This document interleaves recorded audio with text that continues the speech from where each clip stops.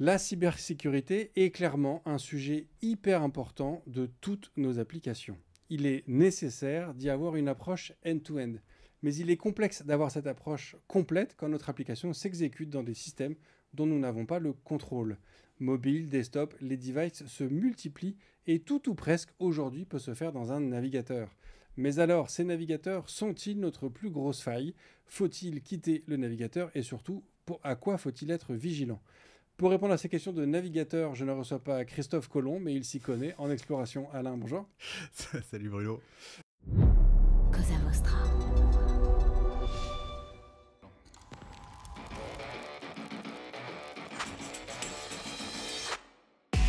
Bonjour, je suis Bruno Soulès, je suis un dev, D-E-V, pour différents, extraordinaires et visionnaires. Bienvenue dans If This Then Dev, le podcast qui veut résoudre le problème avant de passer au dev. Chaque semaine, je recevrai un expert pour décoder un sujet ou une tendance de notre formidable métier d'artisan du numérique. Sans en faire un tuto, nous parlerons d'une techno ou de notre quotidien de dev.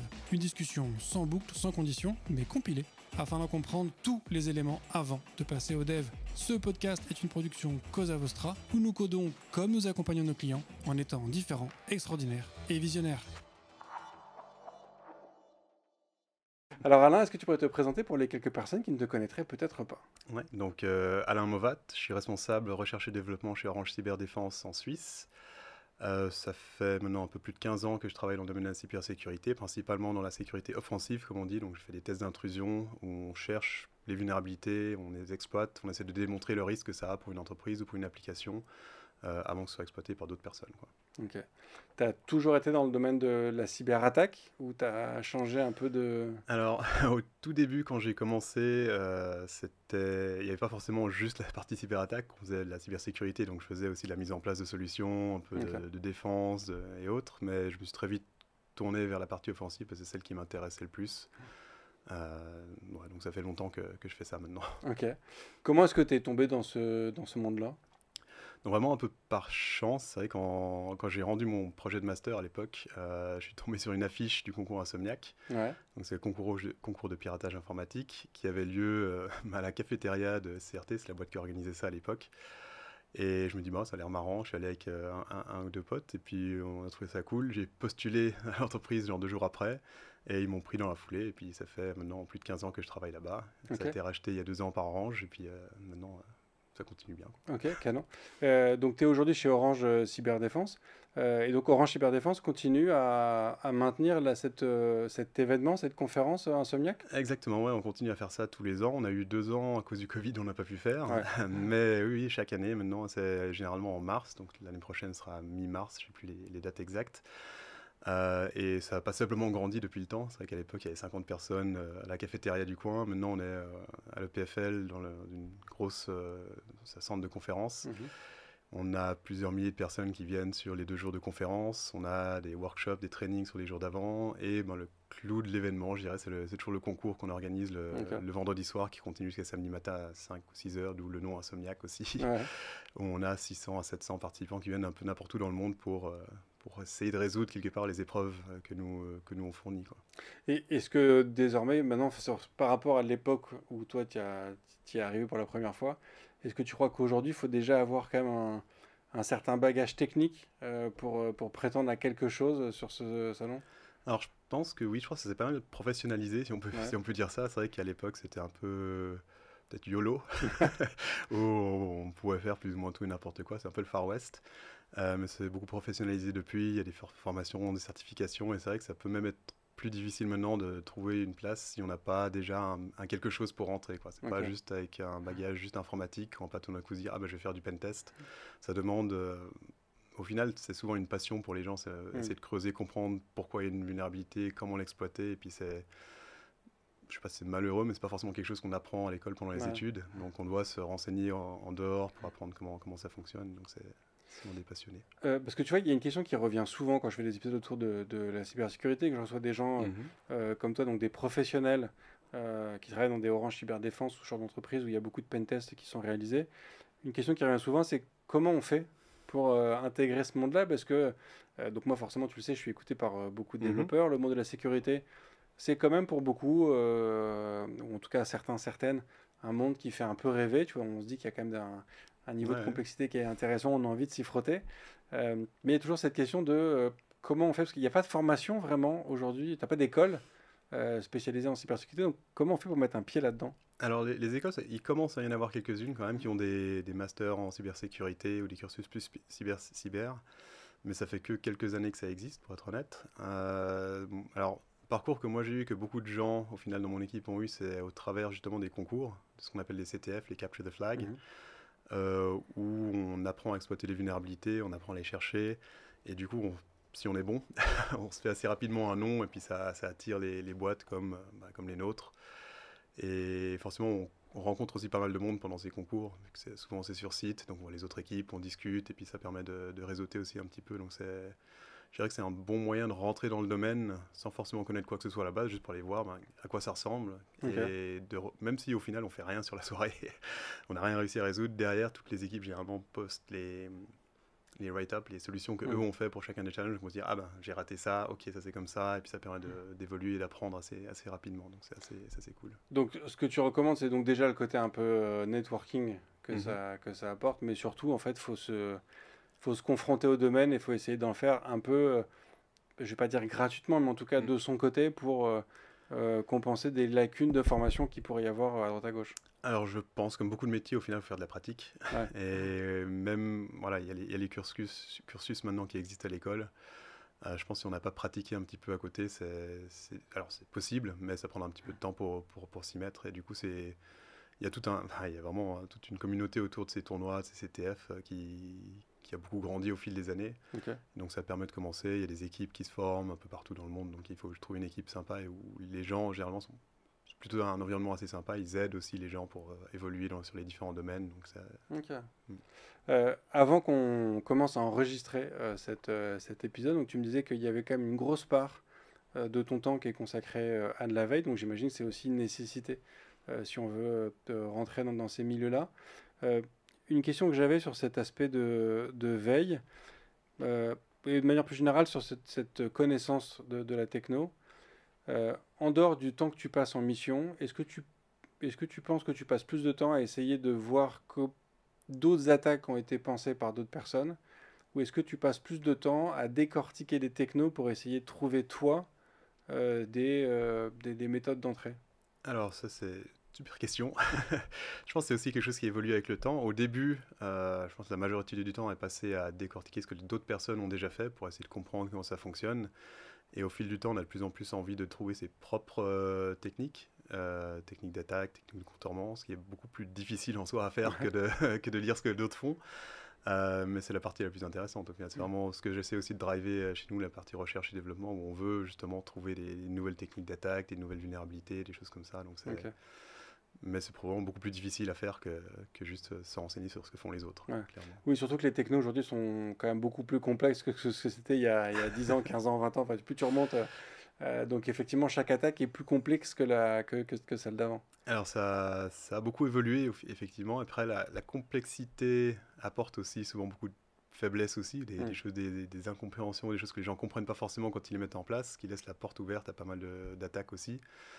Mais oui, il y a tellement de technos différentes maintenant aussi, sur lesquelles il faut rester à jour. C'est peut-être surtout cette partie-là qui est plus difficile. Alors à l'époque, si on connaissait le PHP, le MySQL, Apache, on couvrait déjà une grosse partie de tout ce qui se faisait. De nos jours, avec tous les différents langages, tous les différents frameworks, ça apporte pas mal de travail supplémentaire, on va dire. Ok. On me dit dans le chat que l'ESIA, sur son campus de Laval, propose depuis quelques années des spécialisations en cybersec. Donc voilà. Ouais, ça arrive, voilà. Ouais. Mais même en Suisse aussi, depuis 2-3 ans, je crois, on a effectivement des cursus cyber. Du coup, donc, ce que tu recommandes, c'est dans le premier temps de se cultiver sur d'autres attaques publiées par d'autres. Est-ce que tu aurais une source à nous partager sur un endroit où on peut s'abonner à ce genre de publication? Alors, en fait, il y a plein de sites en ligne qui ne sont pas forcément des concours comme les CTF, mais où on peut justement pratiquer, essayer d'exploiter des vulnérabilités. Des choses comme W3Chaz, RootMe, HackTheBox, enfin il y a plein de sites différents qui permettent de faire ça et c'est, je pense, par là qu'il faut commencer Ok. pour mettre un peu la main à la pâte.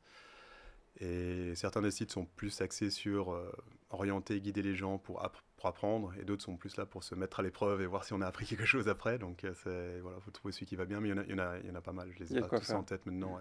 Il y en a beaucoup plus maintenant que ce qu'il y avait à l'époque. Ouais. Alors top. Donc l'idée c'est de creuser effectivement un petit peu l'aspect faille et sécurité Mhm. des navigateurs. Avant ça, donc toi aujourd'hui tu fais partie de ce qu'on appelle une red team, c'est ça un peu Alors, entre autres, j'ai fait pas mal de choses au fil du temps, mais oui, chez nous, on n'a pas forcément une équipe Red Team dédiée, mais on vend effectivement des missions en Red Team et on va piocher les ingénieurs en fonction des compétences qu'on a besoin pour la mission en question. Donc oui, ça m'arrive de travailler sur des missions de type Red Team. Ouais. en sachant que le principe d'une red team, si je me souviens bien, c'est on constitue une équipe qui va essayer de prendre le contrôle d'un système ou en tout cas rentrer dans un système par à peu près tous les moyens possibles et imaginables. C'est à peu près ça. Donc après, la définition varie d'une entité à une autre, mais généralement c'est ça. C'est un exercice qui va être très basé sur les objectifs. Donc on se dit, ben, on veut atteindre typiquement ce fichier qui est déposé sur ce serveur de fichiers, on veut compromettre l'accès à cette application, et on laisse un peu la liberté aux attaquants, à la Red Team, de faire plus ou moins ce qu'ils veulent. Il y a toujours quelques limites, on ne va pas les kidnapper le fils d'un employé ou un truc comme ça. Mais du coup, ça inclut les attaques sociales, les attaques physiques, les attaques techniques, pour essayer d'arriver à nos fins. Donc il y a un mélange de compétences qui sort aussi de la partie juste code, attaque. Toute la partie sociale, ça demande d'autres compétences que ce qu'on voit d'habitude. Ouais. Et la différence avec un pentest, on va dire plus traditionnel, c'est que la red team fonctionne avec zéro information, c'est ça? On leur dit juste la destination, l'objectif et débrouillez-vous avec ça? Alors, c'est pas forcément la différence. La plus grosse différence, c'est généralement que lors d'un red team, on va essayer de rester le plus discret possible aussi et pas de se faire détecter par les D'accord. défenseurs parce que c'est justement un test un peu grandeur nature, vérifier si le client arrive à empêcher l'attaque. Ouais. Donc on va être beaucoup plus discret que lors d'un pentest normal. Un pentest normal, on va essayer de découvrir un maximum de vulnérabilités en un minimum de temps. Alors que là, c'est plus prendre le temps de ne pas se faire détecter, trouver la vulnérabilité critique qui va nous permettre de rentrer et ensuite faire nos actions derrière en restant le moins détecté possible, on va dire. Donc, Ok. Donc tu nous as cité les attaques sociales. Mhm. Tu peux nous refaire un peu la liste un peu Ouais, donc ce qu'on fait de toute façon dans tous les pentests, c'est des attaques un peu techniques. On regarde, on cherche des vulnérabilités, on essaie de les exploiter. Donc le Red Team inclut généralement aussi les attaques sociales, donc que ce soit par téléphone, par email ou les intrusions physiques. On essaie de sauter par-dessus des barrières, enfin ça peut être des trucs tout bêtes, hein, mais pour entrer chez le client. Sachant que dans beaucoup de cas, la partie difficile, c'est généralement d'accéder au réseau interne du client.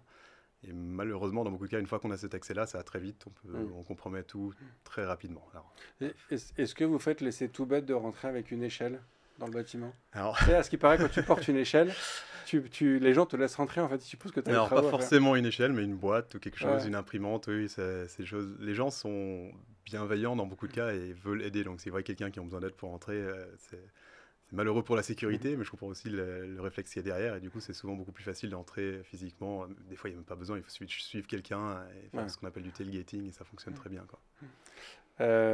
Est-ce que tu as des histoires de red team ou de pentest un peu. Je sais même pas si c'est forcément des trucs un peu spéciaux. Enfin, tu vois, je sais pas si tu as des. Ouais, alors pour reprendre peut-être les attaques sociales, les attaques physiques, c'est ce qui sort un peu des pentests un peu plus classiques. Au niveau des attaques sociales, je me rappelle d'une des attaques qu'on avait fait où on essayait de compromettre du coup le poste de travail d'un employé. On avait monté un scénario où on essayait de faire croire aux victimes qui ont envoyé des emails qu'on avait en fait, ils allaient se déplacer d'un bureau à un autre. On avait du coup le plan où les différentes personnes allaient être assises dans le nouveau bureau. Donc on a envoyé ça sous forme d'un sorte de PDF piégé à je sais plus, une dizaine de personnes. Et on a piégé plus de machines que de gens à qui on a envoyé le fichier parce qu'ils se sont partagés le fichier en interne après parce que tout le monde voulait savoir à côté de qui ils étaient assis. Donc c'était des choses marrantes. Fou, c'est malin. On a eu un autre cas dans le même genre d'attaque où on envoie nos pièces jointes malveillantes par email, où on a compromis la machine de quelqu'un et puis on a déployé une sorte de VNC en gros pour voir à distance ce que la machine est en train de faire. Et quand on s'est connecté dessus, on a vu que la personne était en train d'écrire un email au service sécu pour lui dire ouais, j'ai reçu un email un peu bizarre, mais je crois que tout va bien. J'ai rien de vu bizarre, rien d'étonnant s'est passé, donc je crois que tout va bien. Nous on était derrière, on rigolait un petit peu, mais c'était voilà. Et donc, tu aurais pu, d'une certaine façon, en plus, annuler l'envoi de l'email sans que la personne le voit. Ouais, alors, une fois qu'on est sur le poste, on peut faire un peu tout et n'importe quoi. Tout ce que la personne peut faire, une fois qu'on a accès, on peut envoyer des emails à sa place, les effacer. On peut vraiment faire tout et n'importe quoi.